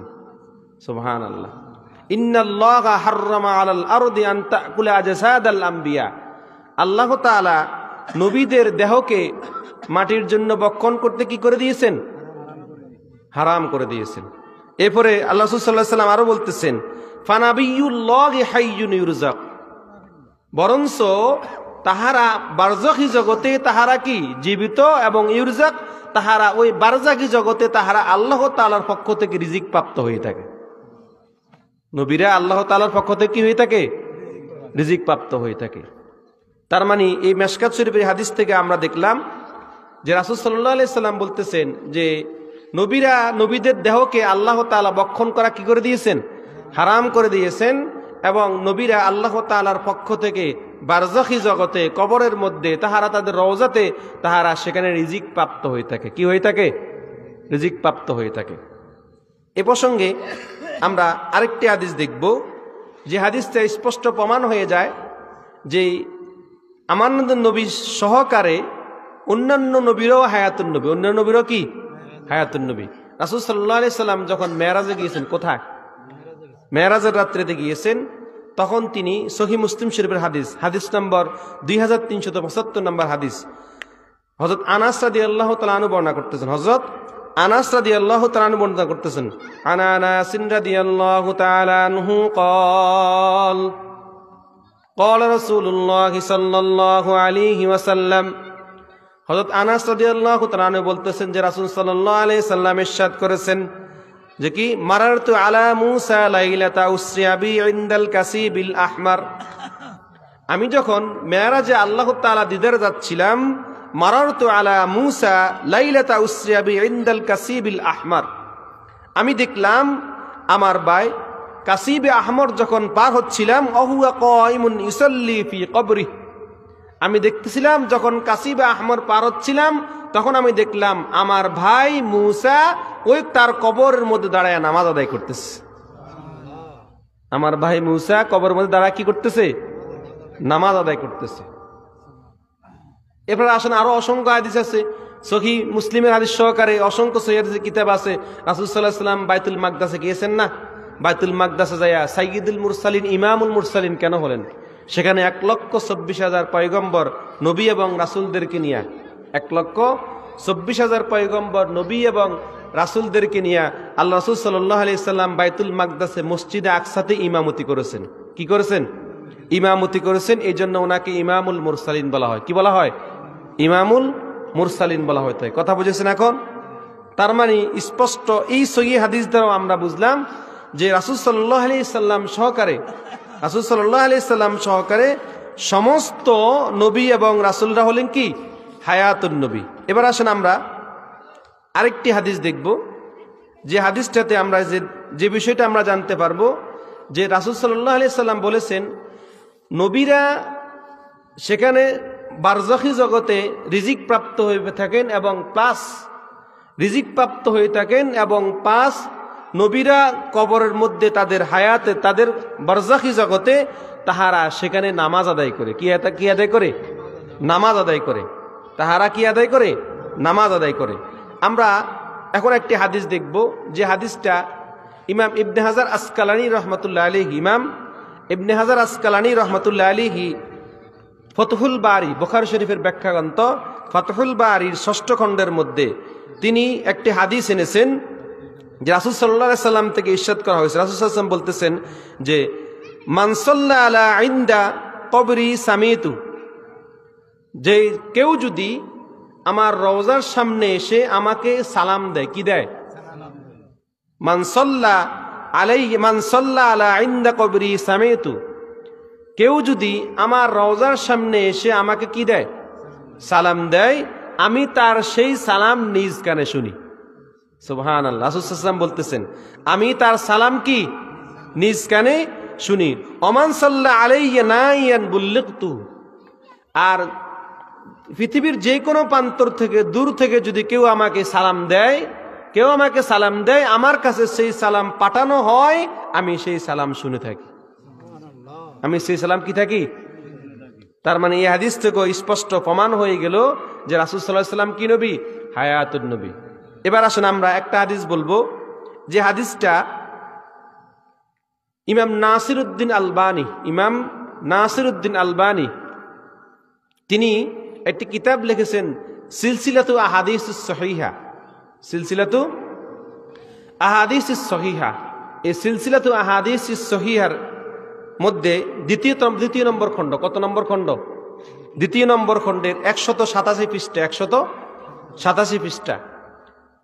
187 পৃষ্ঠা থেকে মধ্যে তিনি একটি হাদিস এনেছেন। হাদিসটা রাসূল সাল্লাল্লাহু আলাইহি সাল্লাম থেকে ইরশাদ করা হয়েছে। রাসূল সাল্লাল্লাহু আলাইহি সাল্লাম বলতেছেন, কি বলতেছেন? আল আম্বিয়াউ আহিয়াউন, সমস্ত নবীগণ তাহারা বারজাখী জগতে জীবিত। বারজাখী জগতে কি? জীবিত। আল আম্বিয়াউ আহিয়াউন, সমস্ত নবীগণ বারজাখী জগতে জীবিত।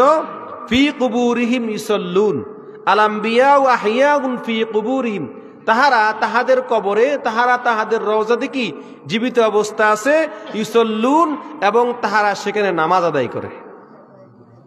তাহারা সেখানে কি আদায় করে? নামাজ আদায় করে।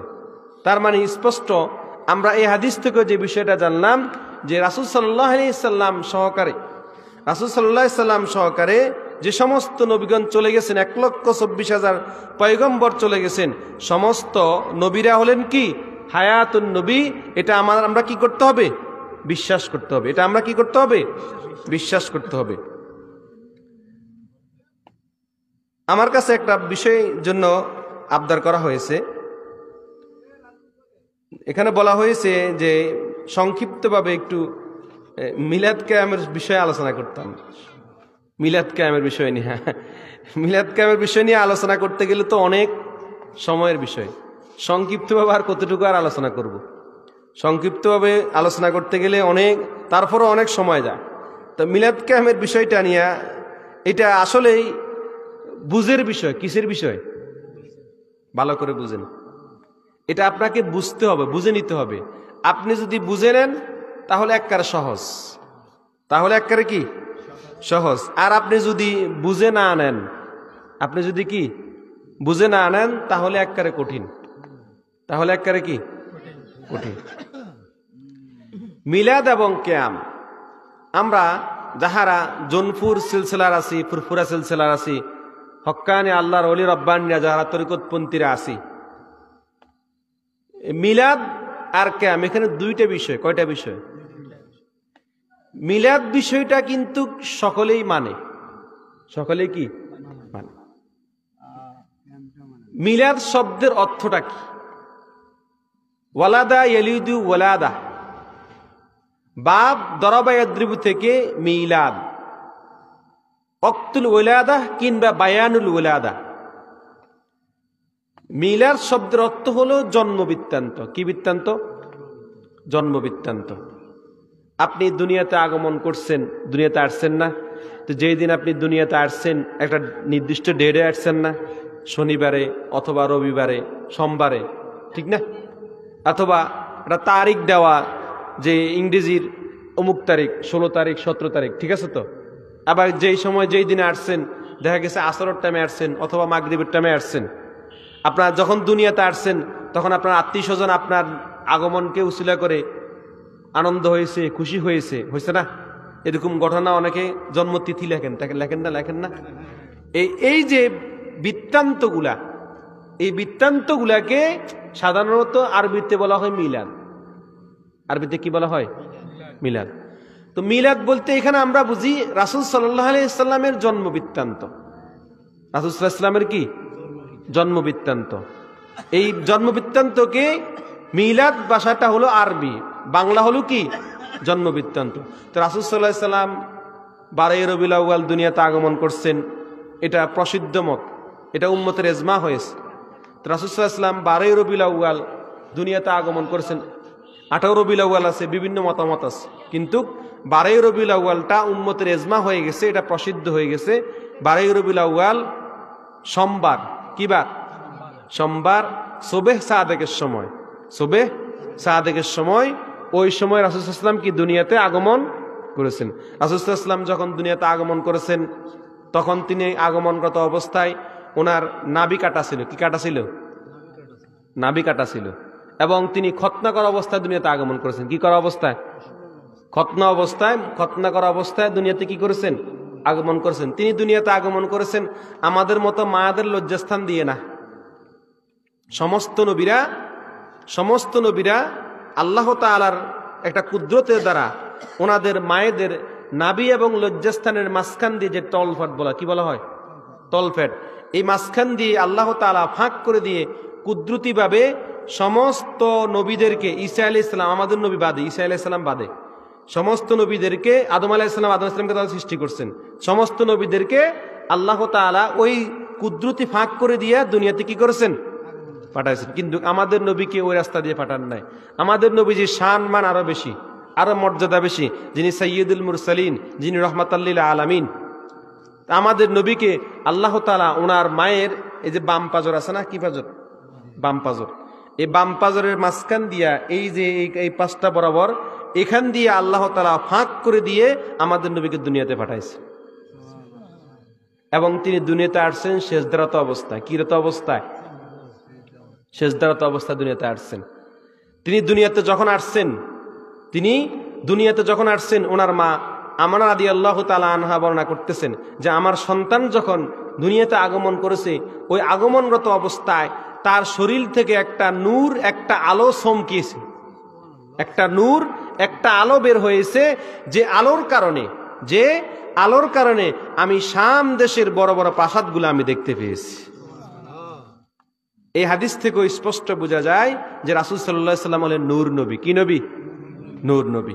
তিনি নূর নবী, নূর হয়ে দুনিয়াতে আগমন করেছেন।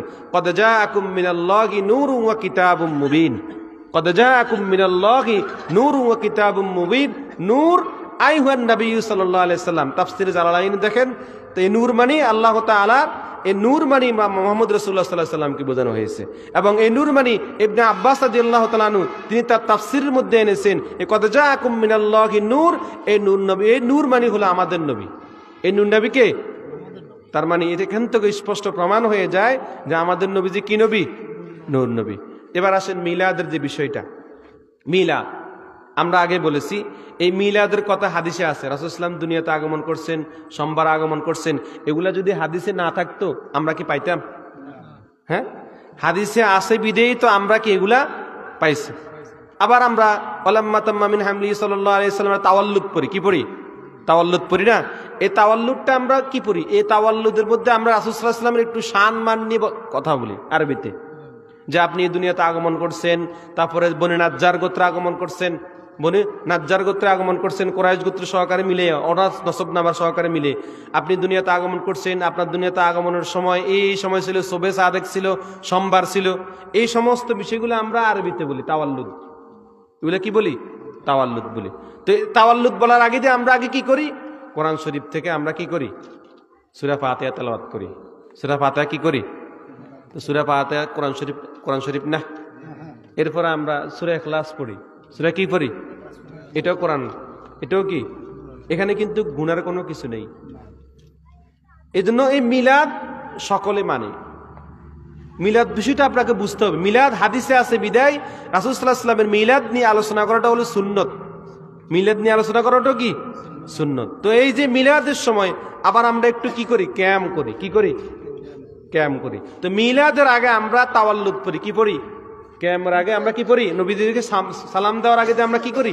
তাওয়াল্লুদ পড়ি। আমরা তাওয়াল্লুদ পড়ি। তো এই তাওয়াল্লুদ যে আমরা পড়ি, এই যে বললাম এতক্ষণ বিস্তারিত রাসূল ইসলামের জীবনের বিষয়গুলো আলোচনা করি, সূরা ফাতিহা তেলাওয়াত করি, সূরা ইখলাস তেলাওয়াত করি, এগুলা কি একটাও কি কোরআন হাদিসের বাইরে নাকি? সূরা ফাতিহা কোরআন অংশ না? সূরা ইখলাস কোরআন অংশ না? কোরআন। এটা তো পড়লে সব হবে না গুনাহ হবে? অবশ্যই সব হবে। সব কিছু কিন্তু সবের কাজ, সব কিছু কিন্তু কাজ সওয়াবের কাজ। এরপর আমরা সর্বশেষে আয়েশা নবীজিকে একটু দাঁড়াইয়া সালাম দিই। কি দিই? আমার আল্লাহ তাআলা বলতেছেন ইন্নাল্লাহা ওয়া মালাইকাতাহু ইউসাল্লুনা আলান নবী। ইন্নাল্লাহ, ইন্না হরফ মুশাব্বাহ বিল ফিল। আল্লাহ তাআলা তাকিদ দিয়ে বলছেন ইন্না, নিশ্চয় নিশ্চয়, ইন্নাল্লাহ, আমি আল্লাহ, ইন্নাল্লাহ ওয়া মালাইকাতাহু, আমি আল্লাহ এবং আমার ফেরেশতারা, আমি আল্লাহ এবং আমার কি ফেরেশতারা, ওয়া মালাইকাতাহু ইউসাল্লুনা আলান নবী, ইউসাল্লুনা আলান নবী। বসেন। না না না বসেন। আমরা সুরের আওয়াজ আমরা একটু কম করি। গজল এগুলো আমরা আওয়াজের মধ্যে বলি না, আমরা বয়ানের মধ্যে বলি না। ইন্নাল্লাহা, ইন্নাল্লাহা, নিশ্চয় আল্লাহ তাআলা, ওয়া মালাইকাতু, আল্লাহ এবং তার ফেরেশতারা, ইউসাল্লুনা আলান নবী, আল্লাহ এবং তার ফেরেশতাকুল, সাল্লুনা আলান নবী, তাহারা কি করে? আমার নবীর প্রতি, আল্লাহ এবং ফেরেশতারা নবীর প্রতি কি করে? দুরূদ শরীফ পাঠ করে, সাল্লুনা আলান নবী। এরপরে আল্লাহ তাআলা বলতেছেন ইয়া আইয়ুহাল্লাযীনা আমানু, হে ঈমানদারগণ, হে ঈমানদারগণ, ইয়া আইয়ুহাল্লাযীনা আমানু সাল্লু আলাইহি, সাল্লু আলাইহি, তোমরা তার প্রতি দুরূদ পাঠ করো, তোমরা তার প্রতি কি পাঠ করো? দুরূদ পাঠ করো। ওয়াসাল্লিমু, এবং সালাম পাঠ করো। কি পাঠ করো? সালাম পাঠ করো। সল্লু আলাইহি, দুরূদ পাঠ করো, ওয়াসাল্লিমু, এবং সালাম পাঠ করো, তাসলিমা। কি বলছেন? তাসলিমা শব্দের অর্থ আপনি যে কোনো অভিধানে গিয়ে দেখেন, যে কোনো অভিধানে গিয়ে দেখেন, তাসলিমা শব্দের অর্থ হলো সম্মান। তাসলিমা শব্দের অর্থ কি? সম্মান। এখন আমরা মিলাদ শরীফের ক্যাম্পটা আমরা জোনপুর ফুরফুরা সিলসিলা যারা আমরা তরিকতপন্থীরা আছি, আমরা এই ক্যাম্পটাকে আমরা মুস্তাহাব হিসেবে আমল করি। কি হিসাবে? মুস্তাহাব হিসাবে। ক্যামের কথা যদি কোরআনে সরাসরি উল্লেখ থাকতো তাহলে এটা ফরজ হইতো। কি হইতো? কারণ কোরআনের দ্বারা হলে কি ফরজ হইতো না? এবং ক্যামের কথা যদি সরাসরি হাদিসে থাকতো, হাদিসে তো আছে, বিভিন্ন হাদিসে, আমরা ওদিকে যাবো না, লম্বা বিষয়, তাহলে এটা সুন্নত হইতো। কিন্তু এরপর আমরা সবকিছু বাদ দিয়া আমরা এটাকে একটা ভালো কাজ, সওয়াবের কাজ হিসেবে আমরা কি করি? তো এই কোরআনের আয়াত দ্বারা তাসলিমা শব্দের অর্থ সাবেত হয়ে যায় সম্মান। সম্মান কি দাঁড়াইয়া না বসে? দাঁড়াইয়া না। আমরা দাঁড়াইয়া সম্মান করি রাসূলকে, হাজির নাজির বলে আমরা সম্মান করি না। রাসূল সাল্লাল্লাহু আলাইহি ওয়াসাল্লামকে সরাসরি আল্লাহ তাআলার মতো এই যে সামনে আইসা হাজির নাজির বলে, আবার অনেকে আছে নবীজির জন্য চেয়ারটার বসায় দেয়, বেদাতি বন্ড। এই সমস্ত বন্ডদের কারণে যারা হক্কানি তরিকতপন্থীরা যাহারা আছে তাদের বদনাম হয়। বন্ডদের কারণে হক্কানিদেরকে ওনারা বদনাম করে। কিন্তু বুঝতে হবে, আপনাকে দেখতে হবে, যে সমস্ত পীরের কাজকর্ম কোরআন সুন্নাহর বাহিরে, কিসের বাহিরে? কোরআন সুন্নাহ ইজমা কিয়াসের বাহিরে, সে কখনো হক্কানি ফিরতে পারে না। সে কখনো হক্কানি ফিরতে পারে না। আপনি পীর হবেন, আপনার চলা হবে, আপনার জীবন যেমন হবে কোরআন সুন্নাহ ইজমা কিয়াসের মধ্যে। আপনি রাসূল সাল্লাল্লাহু আলাইহি ওয়াসাল্লামের জন্য একটা চেয়ার বসাই দিবেন, নবীজি এখানে আসছেন কি, এটা কেমন আকীদা? এই সমস্ত বন্ডদের কারণে আমরা যারা হক্কানি সিলসিলাগত আছি তাদের বদনাম হয়। আমরা রাসূল সাল্লাল্লাহু আলাইহি ওয়াসাল্লামকে সরাসরি হাজির ও নাজির হিসেবে আমরা রাসূল সাল্লাল্লাহু আলাইহি ওয়াসাল্লামকে সালাম দিই না, যেহেতু তিনি হায়াতুন নবী। কি নবী? মা মিন আহাদিন ইসাল্লিমু আলাইয়া ইল্লা রাদ্দাল্লাহু আলাইয়া রূহি হাত্তা আরুদ্দা আলাইহিস সালাম। রাসূল সাল্লাল্লাহু আলাইহি ওয়াসাল্লাম বলতেছেন, মা মিন আহাদিন ইসাল্লিমু আলাইহা ইল্লা রাদ্দাল্লাহু আলাইহি রূহি। পৃথিবীর যে কোনো প্রান্তর থেকে আমার কোন উম্মত যদি আমাকে কি দেয়, সালাম দেয়, কি দেয়? মা মিন আহাদিন ইসাল্লিমু আলাইয়া ইল্লা রাদ্দাল্লাহু আলাইহি রূহি। তখন অথবা আল্লাহ তাআলা আমার রূহকে ফিরিয়ে দেন। আমার রূহকে কি দেন? এই রূহ ফিরিয়ে দেওয়ার ব্যাখ্যাতে ইবনে হাজার আসকালানী রাহমাতুল্লাহ আলাইহি সহকারে মুহাদ্দিসিনে কেরাম বলেছেন, এই রূহ ফিরিয়ে দেওয়ার মানে হলো রাসূল সাল্লাল্লাহু আলাইহি সাল্লাম সব সময় আল্লাহর মুশাহাদাতে, আল্লাহর মুহাব্বতে কি থাকেন? মুশগুল থাকেন। বিদায় এই যে সালাম দিল, একজন উম্মত সালাম দিল, ওই সালামের জবাবটা রাসূল সাল্লাল্লাহু আলাইহি সাল্লামের এদিকে, ওই উম্মতের সালামের দিকে মনোনিবেশ করে দেওয়া হয়। তখন হাত্তা আরুদ্দা আলাইহিস সালাম, তখন আল্লাহ রাসূল সাল্লাল্লাহু আলাইহি সাল্লাম ওই উম্মতের সালামের জবাব দিয়ে থাকে। এবং তিনি হায়াতুন নবী, রওজাতে তিনি ঘুমন্ত অবস্থায় আছেন, তিনি সেখান থেকে রিজিক প্রাপ্ত হয়ে থাকেন, তিনি সেখানে সালাম আদায় করেন। উম্মতের আমল নামা সব কিছু রাসূল সাল্লাল্লাহু আলাইহি ওয়াসাল্লামের কাছে পেশ করা হয়। রাসূল সাল্লাল্লাহু আলাইহি ওয়াসাল্লাম বলতেছেন, হায়াতি খায়রুল লাকুম ওয়া ওয়াফাতি খায়রুল লাকুম। আমার হায়াত তোমাদের জন্য কল্যাণ এবং আমার ওফাতটাও তোমাদের জন্য কি? কল্যাণ। এবং তোমরা যাহা কিছু করো, তোমাদের সবকিছু আমার আমল নামা দেখানো হয়। তোমাদের ভালো আমল দেখে আমি হামিদুল্লাহ, আল্লাহ তাআলার কাছে প্রশংসা করি, আর তোমাদের খারাপ আমল দেখে আমি আল্লাহ তাআলার কাছে তোমাদের জন্য আমি ইস্তেগফার করি। এই জন্য আমরা হাজির নাজির হিসেবে আমরা বলি না, আমাদের আকীদা বিশ্বাস রাসূল সাল্লাল্লাহু আলাইহি ওয়াসাল্লাম কাছে আমাদের দুরূদ শরীফটা কি, সালামটা কি করা হয়? পাঠানো হয়। এজন্য আমরা একটু সম্মানের সহিত নবীকে আমরা কি দাঁড়াইয়া কি করে দিই? সালাম আদায় করি। হাসান ইবনে হাসান বিন সাবিত রাদিয়াল্লাহু তাআলা আনহুর জন্য মিশকাত শরীফের হাদিস, তিনি রাসূল সাল্লাল্লাহু আলাইহি ওয়াসাল্লাম মিম্বারে বসা থাকতেন। হাসান বিন সাবিত রাদিয়াল্লাহু তাআলা আনহু আলাদা ওনার জন্য একটা মিম্বার তৈরি করে দিয়েছেন। ওই মিম্বারের মধ্যে তিনি দাঁড়াইয়া রাসূল সাল্লাল্লাহু আলাইহি ওয়াসাল্লামের শান-মান নিয়ে বয়ান করতেন, আলোচনা করতেন। শান-মান নিয়ে রাসূল সাল্লাল্লাহু আলাইহি ওয়াসাল্লামের শান-মান নিয়ে তিনি শের গাইতেন, রাসূল সাল্লাল্লাহু আলাইহি ওয়াসাল্লামের শান গাইতেন। তা হাসান বিন সাবিত রাদিয়াল্লাহু তাআলা আনহু দাঁড়াইয়া রাসূল সাল্লাল্লাহু আলাইহি ওয়াসাল্লামের শান-মান নিয়ে কি করতেছেন? রাসূল ইসলামের সম্মান নিয়ে বয়ান করতেন। আমরা কি সেই হাদিস অনুযায়ী নিসবত করে কি আমরা রাসূলের সম্মানে কি দাঁড়ায় সালাম দিতে পারি না? পারি কিনা? অবশ্যই পারি। এখানে শিরকও হবে না, হারামও হবে না, বেদাতও হবে না। এটাকে কিয়ামুল মুসাররাত বলা হয়, আনন্দের কিয়াম, খুশির কিয়াম, যে রাসূলকে দাঁড়ায় সম্মান দি। বসেও দেওয়া যাবে, দাঁড়িয়েও দেওয়া যাবে। কথা বুঝেন?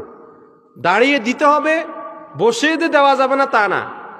বসেও নবীকে সালাম দিলেও হবে, দাঁড়িয়েও নবীকে কি দিলেও হবে, সালাম দিলেও। পার্থক্য শুধু এটাই, বসে দিলেও দেন, কোনো অসুবিধা, আমরা আপনাকে বাধা দিই না। আমরা দাঁড়িয়ে দিই নবীজির শানে, নবীজির মহাব্বতে আমরা একটু দাঁড়াইয়া নবীকে ইয়া নবী সালামু আলাইকা বলি। বেশি দূরে যাওয়া লাগবে না। আল্লামা আজিজুল হক রহমাতুল্লাহ আলাইহি, আল্লামা মামুনুল হক সাহেবের পিতা, আল্লামা মামুনুল হক সাহেবের পিতা আজিজুল হক রহমতুল্লাহ আলাইহি, যিনি বুখারী শরীফের তিনি অনুবাদ করেছেন 5 খণ্ডে। ওই 5 খণ্ডের মধ্যে তিনি সেখানেও ইয়া নবী সালামু আলাইকা তিনি উল্লেখ করেছেন। সবকিছু বাদ দেন, হাজী ইমদাদুল্লাহ মুহাজির মক্কি তিনিও দাঁড়ায় কিয়াম করেছেন, বলে অসংখ্য প্রমাণ আছে। হাজী ইমদাদুল্লাহ মুহাজির মক্কি, যিনি দেওবন্দ সিলসিলার মূল, ওই যে আমরা আগে আলোচনা বলেছিলাম যে সুফি নূর মোহাম্মদ নিজামপুরী রহমতুল্লাহ আলাইহির খলিফা হলেন হাজী ইমদাদুল্লাহ মুহাজির মক্কি। ওনার খলিফা হলেন কাসেম নানতবী, যিনি দেওবন্দ মাদ্রাসার কি প্রতিষ্ঠাতা। তো গোড়া যাহা কিছু আছে ওনারা কিয়াম করেছেন ওনাদের নবীজির শানে, নবীজির মহাব্বতে। কি মহাব্বতে? শানে নবীজির মহাব্বতে করেছেন। আপনারা না করলে তো কোনো অসুবিধা নেই। তো আমরা করি, আমরা এটাকে হারাম করি না, আমরা এটা কি মুস্তাহাব হিসেবে আমল করি। কি হিসাবে আমল করি? মুস্তাহাব হিসেবে আমল করি। এটা কোনো হারাম অথবা বেদাত হতে, কেননা আমাদের আকীদা সাফ আছে। আমরা নবীকে হাজির নাজির হিসেবে আমরা সালাম দিই না। আমাদের বিশ্বাস, আমাদের দুরুদ সালাম রাসূলের কাছে কি পাঠিয়ে দেওয়া হয়। ফেরেশতারা আমাদের দুরুদ সালাম নিয়ে রাসূল সাল্লাল্লাহু আলাইহি ওয়াসাল্লাম কি পাঠিয়ে দেয়। এটা হলো আমাদের মনের একটা তাকওয়া। এখানে কখনো বেদাত হতে পারে। হ্যাঁ, যদিও বেদাত হয়, বেদাতে হাসানা, কিন্তু বেদাতে সাইয়্যা হবে না। বেদাতে হাসানা হবে, বেদাতে সাইয়্যা কখনো হবে না। আমরাও বন্ডদের মতো যে আমরা শের বসায় দিই না, নবীর জন্য সাজায় দিই না, তারপরে ঢাকঢোল বাজায়া আমরা এইভাবে নবীজির শানে কিয়াত কিয়াম আমরা করি না।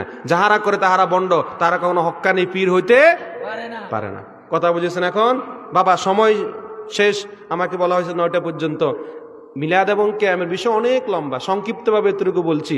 যদি ভালো না লাগে আপনারা করেন না, অসুবিধা নাই। কি আমরা করি, এটাতে কোনো আহামরি কিছু নাই, বাধা দিয়েন না।